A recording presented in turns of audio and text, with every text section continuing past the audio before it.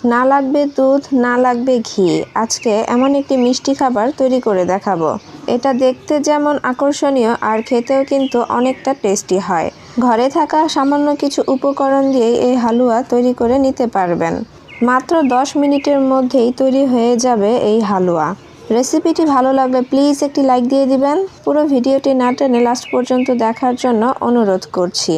তো হালুয়া তৈরি করার জন্য এখানে লাগবে লেবু। এখানে আমি লেবু নিয়েছি, আর আমি এখানে সবুজ কালারের লেবু নিয়েছি। আপনারা চাইলে হলুদ কালারের লেবুটাও ব্যবহার করতে পারেন। এখানে কালার কোনো বিষয় না। তো লেবুকে আমি প্রথমে ভালোভাবে ধুয়ে নিয়েছি। এখন একটা ছুরির সাহায্যে লেবুটাকে ছিলে নিচ্ছি। মানে উপরে যে ছালটা থাকে সেই ছালটা আমাদের লাগবে, তাই আমি এটাকে ছিলে নিচ্ছি। তো লেবু মাঝখান থেকে আমি 2 ভাগ করে কেটে নিচ্ছি।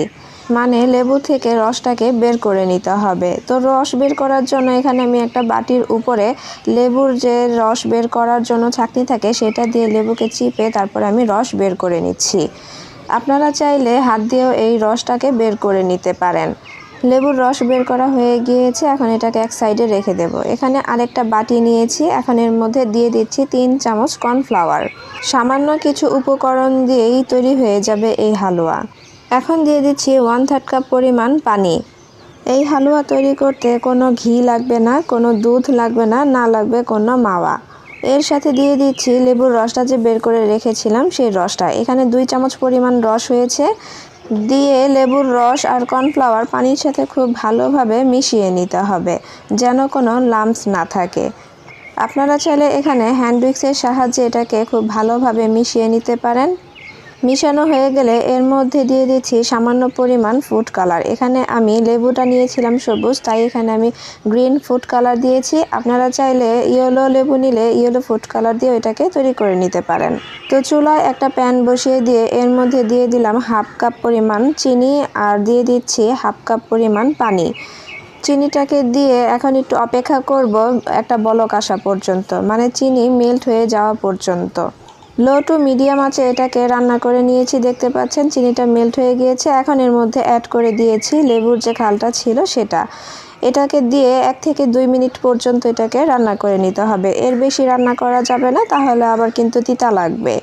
1 থেকে 2 মিনিট পরে একটু জাল করে নেওয়ার পরে লেবুর খালটাকে উঠিয়ে নিতে হবে। এখন চুলাটাকে অফ করে দিয়ে এটাকে কিছুক্ষণ নেড়েচেড়ে ঠান্ডা করে নিতে হবে। প্রায় অনেকটা ঠান্ডা হয়ে এসেছে দেখতে পাচ্ছেন। এখন এর মধ্যে অ্যাড করে দেব কর্নফ্লাওয়ার যে মিশ্রণটা সেটা। দেওয়ার আগে কর্নফ্লাওয়ারের মিশ্রণটা একটু নেড়েচেড়ে দিতে হবে, কারণ কর্নফ্লাওয়ার নিচে জমে যায়, তাই একটু নেড়েচেড়ে তারপর এই চিনির মিশ্রণের ভিতরে দিয়ে দেব। এই পর্যায়ে চুলাটাকে ধরিয়ে দিতে হবে। লো টু মিডিয়াম আঁচে এটাকে রান্না করে নিতে হবে।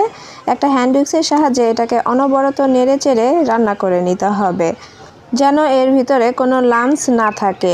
অনবরত নেড়ে এটাকে রান্না করে নিতে হবে। প্রায় 2 থেকে 3 মিনিট পরে এটা ঘন হয়ে এসেছে দেখতে পাচ্ছেন। তো এর ঘনত্বটা কতটুকু আমি আপনাদেরকে দেখিয়ে দিচ্ছি।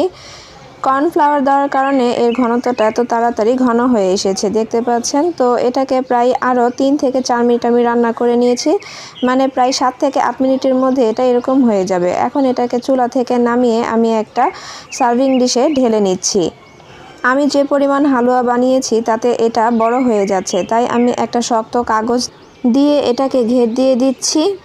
আপনারা যে কোনো পাত্রে এটাকে সার্ভ করে নিতে পারেন। তো এটা ঠান্ডা হয়ে যাওয়ার পর এখন এটাকে ফ্রিজে রেখে দেব 1 থেকে 1.5 ঘন্টা পর্যন্ত। তো 1 থেকে 1.5 ঘন্টা পরে এটা প্রায় অনেকটা সেট হয়ে গিয়েছে দেখতে পাচ্ছেন, হাতেও লেগে যাচ্ছে না। এখন একটা ছুরির সাহায্যে এটাকে কেটে আমি বরফি শেপ দিয়ে দিচ্ছি। আপনারা চাইলে যে কোনো শেপ দিয়ে নিতে পারেন। তো আমি 4 কোণা শেপ দিয়ে এটাকে সার্ভ করে দেখাচ্ছি। অল্প সময়ের মধ্যে আর অল্প উপকরণ দিয়ে তৈরি হয়ে গেল লেবুর হালুয়া। চাইলেই এভাবে পরিবেশন করতে পারেন, তবে আমি আরেকটু আকর্ষণ বাড়ানোর জন্য এর উপরে নারকেলের গুঁড়া দিয়ে ডেকোরেশন করে নিচ্ছি। আবার চাইলে চিনির গুঁড়া দিয়েও এটাকে পরিবেশন করতে পারেন। আশা করছি আমার আজকের রেসিপিটি আপনাদের কাছে ভালো লেগেছে।